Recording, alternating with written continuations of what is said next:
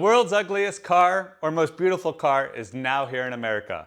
My 1999 Fiat Multipla, in all of its glory, is now here in my garage. Today we're going to talk about the toughest part of that journey. It wasn't finding it in Europe, or even getting it transported across the Atlantic Ocean. No, the hardest part is once it gets here. Because you've got to prove that it's legal to be here. You've got to get a license plate and registration. License and registration, please. Using German documents. It's a car. You were saying it's this high. It's an MPV. It's more like How can you fit 6 people in? 3 in the front and 3 in the back. But the luggage? Here. And you've got to figure out how to get this thing repaired and serviced when no one in America was ever trained on how to work on these cars. I'm freaking out, man. But without further ado, we're going to jump into exactly what it took to get it roadworthy and driving as my new daily driver. But before we do that, let's take it to a car show, let's have a little fun, and let's remember why all this hassle is worth it. All right, we're at Big SoCal Euro. What do you think of the Multipla? So far, I think it's the best Fiat I've seen here, honestly. The best Fiat, huh? Yes. That's where we're going? I think, right? It's a Fiat. I think it's the best car. I think. And baby diarrhea brown. It's perfect. Coolest car in the world. I would marry the owner of it any day. All right, that show was a blast. I miss hanging out in the modded car scene. Just so many sick builds and cool stuff. The kids had a blast too while they were hanging out. But let's transition now to figuring out how we get this car registered and legal to drive home. And also a nice look at the Murcielago's new hardtop. All right, getting this bad boy registered wasn't actually that difficult, but it did take almost a month of legwork to do. So let me explain all about this. To get a car registered, you need 5 things. 1, the title, which came with the car. That was easy. It actually arrived before the car did. A certified translation of the title, which isn't hard. There's a bunch of websites that do this. It's roughly like 10 bucks a page, but it's only a couple pages top. So not that bad, maybe another 20 bucks. You need a VIN inspection, and you can go to a DMV to do that. You can go to a local sheriff's office. I thought it was a little sketchy to drive a illegal car to the sheriff's office and just ask someone there. So I just Googled like mobile VIN inspector and found someone that came to me. That was like 100 bucks, and dude gave me his credential, all of that. It was totally fine. You need some photos of the VIN. You can take those yourself. The hard part was finding the VIN, which for me was in the bonnet, but you just Google it or ChatGPT it. Department of Transportation HS7 form, which basically just says, hey, this car's 25 years old and it's allowed to be here from an emissions standpoint. Customs entry documents, which don't happen until after the car arrives. So that was really the holdup for me. Took about a week or 2 to get all of those. You need the originals, they gotta be stamped. Says that it went through all the proper processes. And last but not least, you need a bill of sale from the selling dealer or person just to prove that this car is indeed yours, you didn't boost it or steal it or what have you. So all in, that was like roughly 600 bucks, most of which was through my LLC. So California won't do this. 1, it's a diesel and they just don't like diesels in general. 2, it's not in their database, it was never approved. So I have a Montana LLC that I've used historically for, let's say, more expensive cars, but it has the advantage that they don't do smog testing as well. So I'm using my Montana LLC here. The great folks that I work with are able to handle all this. All I had to do was FedEx all those documents. They get it taken care of. So if you don't have an LLC set up already, it takes about $1,000 if you use one of those services to get it set up, and then an annual registration fee. But if you have a nice car, that pays for itself. If you don't and you live in California, sadly the Leno's Law did not pass. That's probably your best bet. That's a write-off? Yeah. Do you even know what a write-off is? The other big question right now everyone in America is asking is, what about the tariffs? Are you going to have to pay an extra fee? How much is that going to cost? What even is that percentage? The amount that we paid was just a standard duty of 3%. Heard of people getting hit a month or 2 later with a due, but so far I'm a month in, nothing's been sent to me. The good news is this car was like 5,000 bucks, I think is what we declared it as the value and roughly what I paid. So if I do end up owing 25%, it's not going to destroy me. It'll just be another 1,250 bucks or so that I have to sink into it. But figure this is a great use case to figure out how this process goes, how difficult it is, all the gotchas, so that if I do import a B5 RS4 or something more tasty in the future, I now kind of know what to expect. And I'll keep you all posted if I do get hit with any additional tariffs, duties, or fees. But so far, like I said, about 650 bucks to get her roadworthy here in the States. Great success. We've got a temp plate while the permanent plate gets mailed in. So Thank you to the great state of Montana. You're amazing for getting me legit. I can now daily drive this without any worry of seeing the cops all the time, which happens more than you would think. So super pumped on that. Big relief in terms of just importing a vehicle for the first time. I have plates, I have registration. If I go to sell it now, it'll be pretty easy since it's registered in the US. No one really has to worry about all that. So with that all out of the way, let's jump into the mechanical fixes. It runs and drives just fine. I had a PPI done before I bought it, from a listener of the podcast actually, who checked off all the major boxes, but it's leaking oil, it's leaking power steering fluid, a couple other things. So let's just make sure it's 100% roadworthy and good for daily driving duties. Got this handy to-do list here. Let's see, item number 1, this door still does not open. Front door. I'm gonna do an oil change because I don't know when the last one was. We have an oil leak still, and we have a power steering leak. So 1, 2, 3, 4 things. That's all I found broken with it so far, minus cosmetics, which we'll get to later. So that'll be its whole episode. So let's get it fixed. I'm gonna start with the door because it is so annoying to have to get in on the passenger side every time it scoots through.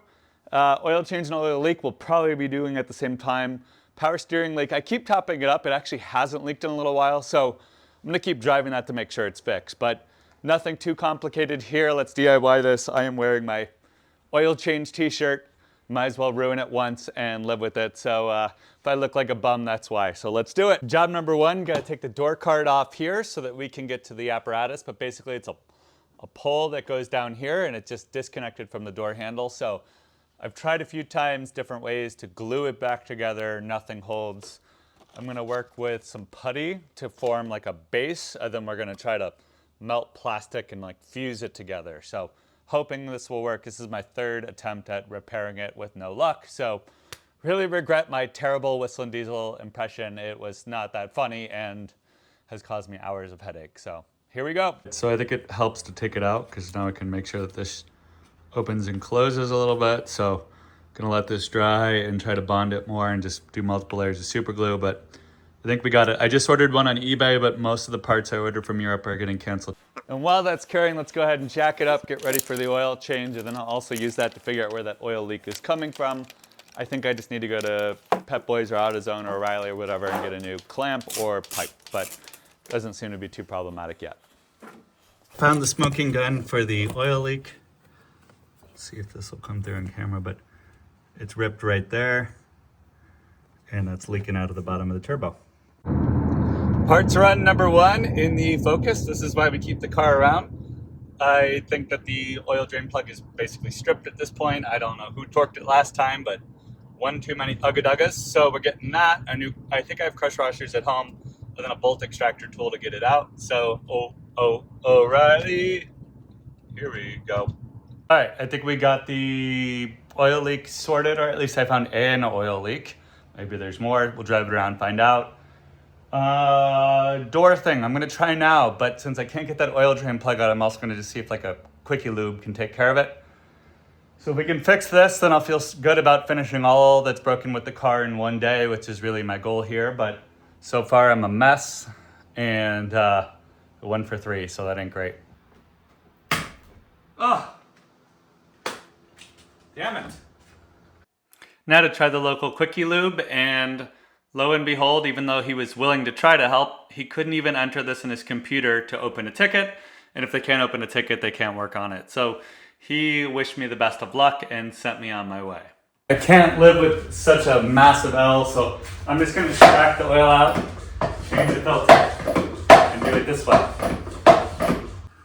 This is pretty cool. It actually just starts siphoning or suctioning on its own. I don't know why I've been pumping this whole time, but so here we go. 1, 2, 3, 4, and change, and that's about all it should take. It's supposed to be between like 4.2 to 4.5 liters, so I'm just gonna let it go dry, but I think we're about there. 1, 2, 3, 4, yeah. Speaking of leaks, I'm gonna top up the power steering and the coolant, make sure that the caps are on super tight, see if anything more comes out, or if this was a one-time thing from all the pressure and shipping and whatnot. So fingers crossed at least one thing goes smoothly here today. The other thing I did, and I'm still already sweating again, is we now have a zip-tied door opener, but it's enough to kind of Just get in there and open it. We'll say the zip tie Porsche RS style door thingy, it actually works when I'm out, so I can now get in on this side, which is nice. It's not leaking any oil or any power steering fluid or any coolant, so I fixed all the leaks. So it wasn't quite the fail it needs to be. When I take it into a mechanic for just sort of a once over anyways, I will have them break off replace the oil filter and whatnot, but at least it's got clean oil in it, even if the filter's old. And hopefully that new door handle comes in from, I think it's Spain, in a little bit. So we're making progress, and then the plates should be shipped out Monday. So we are almost driving in a legal and leak-free Multipla. Are you okay? Yeah, sure. Yes, sir? Yes, sir. No, did you say yes, sir? I think he said, yeah, sure. So month one's been a blast in this car. I love it way more than I thought I would. Really just bought this as a practical joke amongst the Cars and Bid staffers. I just could tell that Filippo was just going to talk about it forever, and someone just needed to do it. It's won a place in my heart. It's so fun. We took it around neighborhoods looking at Halloween decorations. I'm taking it to the grocery store, Cars and Coffee, everything. It gets a ton of great feedback, but it's really practical. I have been driving it for a month and I've used like half a tank of diesel, so incredibly efficient, tons of space. It makes you happy, much like my P38. That yellow made me happy. This chic yellow is what the color's called, but I call it green. It makes me happy. The family's now given it a nickname with the Multi-Poo, since it's a little poo colored and it's Multipla. And whenever my family gives a car a nickname, that means it's going to be a keeper for a little bit. So we're having a blast. I'm going to keep hunting down a couple trim pieces and parts.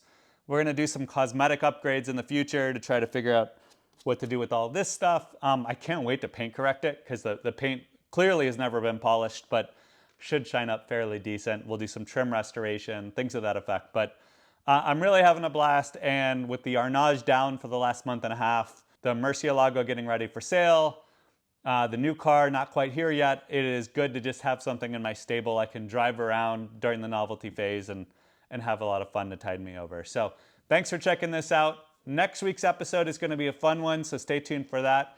And then next Thursday, the Murcielago auction should go up along with the Doug DeMiro review. So especially excited for that one. A lot more in store, and hopefully by then too, the new car will arrive. So thanks so much for watching, and check y'all on the other side.